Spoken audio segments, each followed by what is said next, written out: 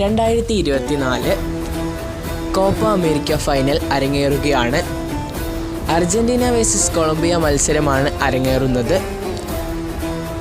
അർജന്റീനയ്ക്ക് തങ്ങളുടെ ആൽബിയൻ തലസ്തീൻ ആരാധകർക്ക് മുന്നിൽ വിജയിച്ചേ തീരൂ. കാരണം തങ്ങളുടെ പ്രിയപ്പെട്ട താരമായ ഏഞ്ചൽ ഡി മെരിയുടെ വിടവാങ്ങൽ മത്സരമാണിന്ന്. അദ്ദേഹത്തിൻ്റെ അവസാന മത്സരം അർജന്റീന ജേഴ്സിയിൽ.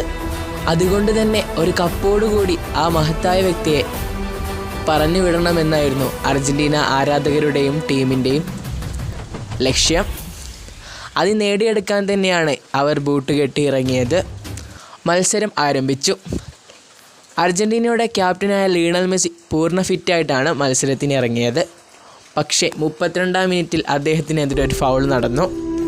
അതിനെ തുടർന്ന് ചെറിയൊരു പരിക്കേറ്റതായി അദ്ദേഹത്തിൻ്റെ കളിശൈലിയിൽ നിന്ന് നമുക്ക് മനസ്സിലായി. മത്സരം പുരോഗിച്ചു. മത്സരം 62-ാം മിനിറ്റിലേക്ക്.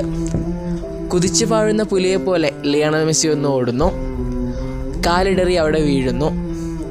ആൽബിയൻ തലസ്തീൻ ആരാധകരുടെ കണ്ണുകളെല്ലാം ആ മനുഷ്യൻ്റെ കാലുകളിലേക്കായി.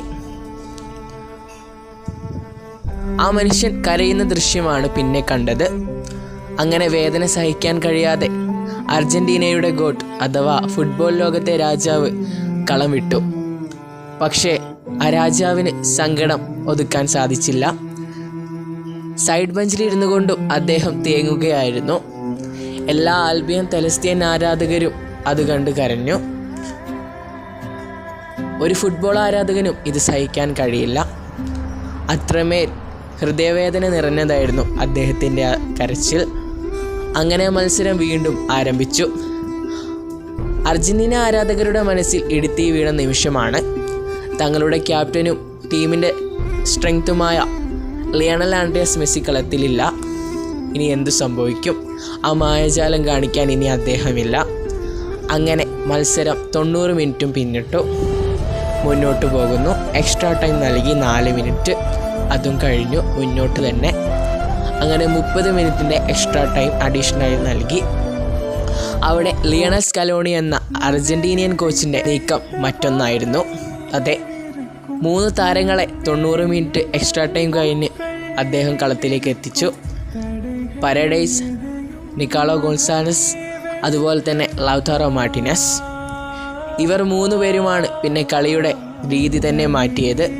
അതെ, ഗതി മാറ്റിയ താരങ്ങൾ. മത്സരം തുടരുന്നു. മൂവരുടെ നീക്കത്തിൽ ലൗതാറോ മാർട്ടിനസിൻ്റെ വക ഒരു ഗോൾ. എല്ലാ ആരാധകരും ഞെട്ടിയ നിമിഷം. അർജന്റീന ലീഡ് ഉയർത്തിയിരിക്കുന്നു. Colombia 0, Argentina 1. മത്സരം പുരോഗമിച്ചു. അങ്ങനെ ഫൈനൽ വിസിൽ മുഴങ്ങി. അപ്പോഴും അർജന്റീന 1, കൊളംബിയ 0.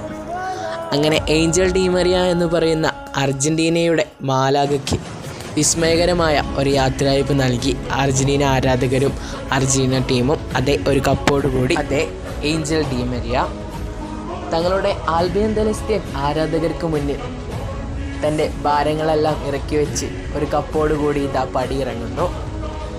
ഒരു ആൽബിയൻ തലസ്തീൻ ആരാധകർക്കും അത് ഉൾക്കൊള്ളാനായില്ല. കാരണം അവൻ്റെ പേര് ഏഞ്ചൽ ഡി മെരിയ എന്നായിരുന്നു. അർജന്റീനയുടെ വസന്തം, നീലനിലാവ് എല്ലാം അസ്തമിച്ചിരിക്കുന്നു. ഇനി ലയണൽ മെസ്സിക്ക് കാവലായി അദ്ദേഹമില്ല. അദ്ദേഹം അസ്തമിച്ചിരിക്കുന്നു. മധുരിക്കുന്ന ഓർമ്മകൾ തന്ന്, ചഞ്ചലമായ നീക്കങ്ങൾ തന്ന് അദ്ദേഹം വിടവാങ്ങുന്നു. ഫുട്ബോളിൻ്റെ മനോഹാരിതയെ അർജന്റീനക്കാർക്ക് കാണിച്ചു കൊടുത്ത മാലാഖ, ദൈവത്തിൻ്റെ സ്വന്തം മാലാഖ അസ്തമിച്ചിരിക്കുന്നു. ഒരുപിടി ഓർമ്മകൾ സമ്മാനിച്ച്.